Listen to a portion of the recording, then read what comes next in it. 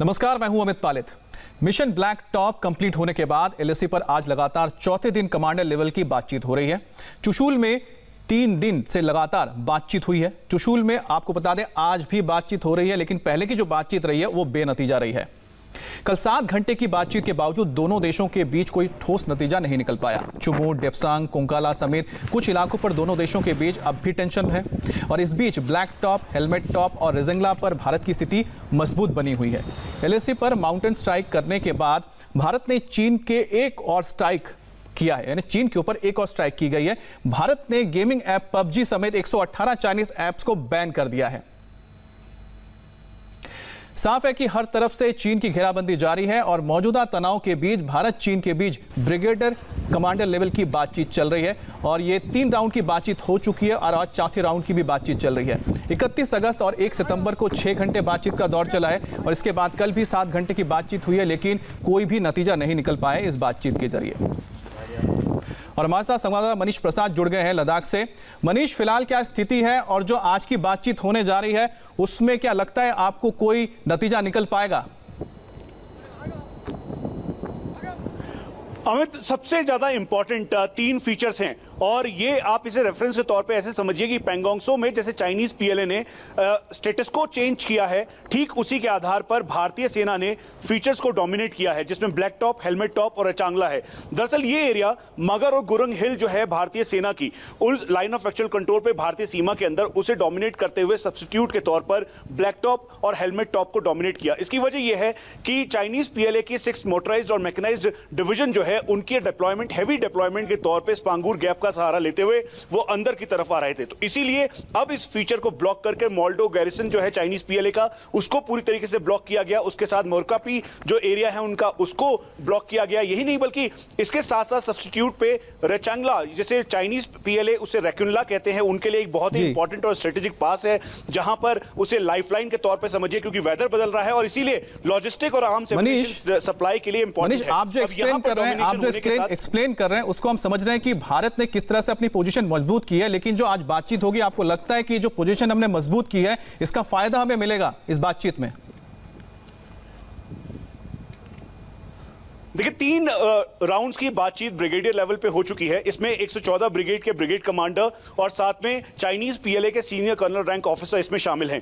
दरअसल चुशूल के ठीक सामने मोल्डो का एरिया पड़ता है और चुशूल में ये मीटिंग होगी। औपचारिक तौर पर अभी बताया नहीं गया कि ये मीटिंग अब शुरू हो गई, क्योंकि टेंटेटिव टाइम 10 बजे का था, अभी तक इसकी क्लैरिटी नहीं मिल पाई है। तो इसीलिए इसमें चाइनीज पीएलए इस बार बैकफुट पे है, नेगोशिएशन टेबल पे चाइनीज पीएलए है और वो बार बार इस बात को कह रहा है कि हेलमेट टॉप, साथ में ब्लैक टॉप और जो स्टेटस को चेंज करते हुए रैक्विनला उनका एरिया और जिसे हम रेचनला कहते हैं, जो रेजांगला के करीबन 4 किलोमीटर नॉर्थ में है, इसको वो खाली करके वापस जाए। लेकिन भारतीय सेना ने बिल्कुल साफ कर दिया है। यही तो साफ है कि मनीष जिस तरह से बता रहे हैं कि जो वहां पर अहम पोजीशंस थे, जिसमें ब्लैक टॉप भी शामिल है, हेलमेट टॉप भी शामिल है, इन सब इलाकों पे अब भारत ने जब अपना कब्जा कर लिया है तो भारत की स्थिति मजबूत हुई है। एक और आपको बात बता दें कि जो नॉर्थ बैंक है, साउथ बैंक ने अपनी पोजीशन हमने मजबूत कर लिया है। नॉर्थ बैंक में भी जो हमारे फिंगर पॉइंट्स हैं, जहां पर 4 पे अगर चीन ने अगर अपने टॉप पर अपने सैनिकों को रखा है, तो 3 और 2 पर भी भारत ने टॉप पर अपने जो सैनिक है उनको तैनात किया है, ताकि अगर नॉर्थ की ओर से भी कोई कोशिश होती है चीन की तो उसे भी रोका जा सके। तो फिलहाल भारत एक मजबूत पोजीशन पे है। इस बीच एक अहम बात और बता दें कि जो मॉस्को में रक्षा मंत्री मौजूद है, वहां पर चीन की भी रक्षा मंत्री होंगे। तो अगर बातचीत अगर वहां पर होती है, क्योंकि नजर है सबकी, अगर दोनों देशों के बीच कोई बातचीत होती है तो ऐसे में भारत मजबूत स्थिति में रहेगा। फिलहाल आपको बताते हैं कमांडर लेवल की जो बातचीत है उसके बीच भारत की जो पोजीशन लगातार किस तरह से मजबूत होती गई है और उसमें ब्लैक टॉप और हेलमेट टॉप से जो चीन को खदेड़ा गया है उसके बाद से समीकरण बदल गए हैं। कल तक आंख दिखाने वाला चीन अब बैक फुट पर आ गया है। इस रिपोर्ट में देखिए एलएसी पर इंडियन आर्मी की पोजीशन अब कितनी मजबूत है और इस हालात में जंग हुई तो चीन का नक्शा कैसे हमेशा के लिए बदल जाएगा। हेलमेट टॉप, ब्लैक टॉप, मगर हिल्स, रेचिनला, एलएसी की ये वो चोटियां हैं जहां पर भारतीय सेना तैनात है। ऊपर से चीन की हर एक एक्टिविटी को देख रही है और जरूरत पड़ने पर यहां से किसी भी ऑपरेशन को बड़े आराम से अंजाम दिया जा सकेगा। जब हम कहते हैं कि इन पॉइंट्स पर भारत का स्ट्रेटेजिक बेनिफिट्स है, तो इसका मतलब क्या होता है वो इस मैप से समझिए। ये ब्लैक टॉप पर है जहां पर इंडियन आर्मी मौजूद है। ये नीचे की तरफ चाइनीज सेना के कैंप हैं। चीन के कैंप में क्या हो रहा है, कौन से हथियार लाए जा रहे हैं, एक एक मूवमेंट को क्लियर नोटिस किया जा सकता है। पैंगोंग त्सो में अगर एक भी गोली चलेगी तो क्या अंजाम होगा, एलएसी पर हालात कितने नाजुक हैं वो समझिए। चुशूल से आगे यहां पर ब्लैक टॉप में इंडियन फोर्स मौजूद है। सामने चीन के टैंक और गन पोजीशन है। चीन का ये एरिया भारत के T-90 टैंक की रेंज में है, यानी पूरे इलाके में भारत का अपर हैंड है। ऐसा हो पाया है हिंदुस्तान की सबसे सीक्रेट फोर्स की वजह से। इनको कभी किसी ने नहीं देखा है, इनके बारे में कोई नहीं जानता है। इनके सीक्रेट ऑपरेशन का कोई रिकॉर्ड कहीं पर दर्ज नहीं है। इनकी एंट्री का सीधा मतलब होता है दुश्मन का एग्जिट। ये कितने खतरनाक, कितने डटली हैं, इसकी छोटी सी झलक ब्लैक टॉप पर चीन ने देख ली है और अब चाइनीज सेना में डर का माहौल है। ये है स्पेशल फ्रंटियर फोर्स। इस वक्त पैंगोंग त्सो के एलएसी वाले एरिया में भारत की स्पेशल फ्रंटियर फोर्सेस तैनात हैं, जिनके बारे में चीन ज्यादा कुछ नहीं जानता है। ऐसा पहली बार हुआ है जब चीन के सामने हिंदुस्तान की सबसे सीक्रेट फोर्स खड़ी है, जिसकी नींव ही चीन को सबक सिखाने के लिए रखी गई थी। इस फोर्स का एक एक जाबाज चीन के खिलाफ बैटल के लिए तैयार किया गया है।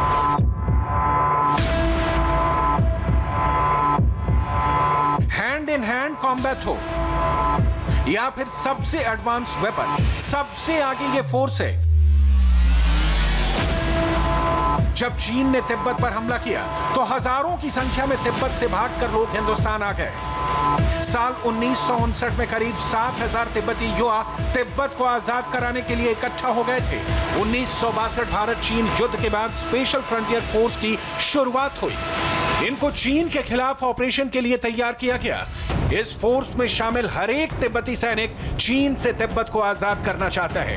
यह पहली बार है जब एसएफएफ को चीन के सामने तैनात किया गया है। पूरे देश में एलएसी को लेकर काफी तनाव है, लेकिन जब मैं लेह पहुंचा तो यहां पर अलग ही आत्मविश्वास देखने को मिला। यह आत्मविश्वास था यहां के लोगों का भारतीय सेना के ऊपर, यह आत्मविश्वास था स्पेशल फ्रंटियर फोर्स के ऊपर। जब ब्लैक टॉप पर स्पेशल फ्रंटियर फोर्स के जाबाज पहुंचे तो चीन हक्का बक्का रह गया। उसको ये बात समझ नहीं आई कि दरअसल स्पेशल फ्रंटियर फोर्स के जवान उसके सामने हैं और उन्होंने ना ही केवल चीन को खदेड़ा बल्कि नीचे उतरने के लिए मजबूर कर दिया। चीन का मुकाबला पहली बार इस फोर्स से हो रहा है, लेकिन पाकिस्तान को कई बार एसएफएफ के हाथों करारी हार का सामना करना पड़ा है। 1971 भारत पाकिस्तान युद्ध, ऑपरेशन ईगल, 1984 सियाचिन में ऑपरेशन मेघदूत, 1999 करगिल युद्ध। स्पेशल फ्रंटियर फोर्स को जब भी कोई टास्क मिला, जहां पर मिला उसको हर हाल में पूरा किया गया। 100% सक्सेस रेट की वजह से एसएफएफ को विकास बटालियन का नाम दिया गया है। एसएफएफ की ट्रेनिंग सबसे मुश्किल होती है और इनके हथियार सबसे घातक। FNSCAR assault rifle, SVD Dragunov rifle, IWI Galil sniper rifle, UKVZ 59L light machine gun और M4A1 कार्बाइन इनके पास होती है। इसके अलावा rocket launcher, grenade launcher, advance audio communication set, thermal imaging camera के साथ ऑपरेशन करते हैं। स्पेशल फ्रंटियर फोर्स को एस्टेब्लिशमेंट 22 के नाम से जाना जाता है। एसएफएफ के पहले इंस्पेक्टर जनरल मेजर जनरल सुजन सिंह थे। वो दूसरे विश्व युद्ध में 22 माउंटेन रेजिमेंट के कमांडर थे, जहां से एस्टेब्लिशमेंट 22 नाम पड़ा।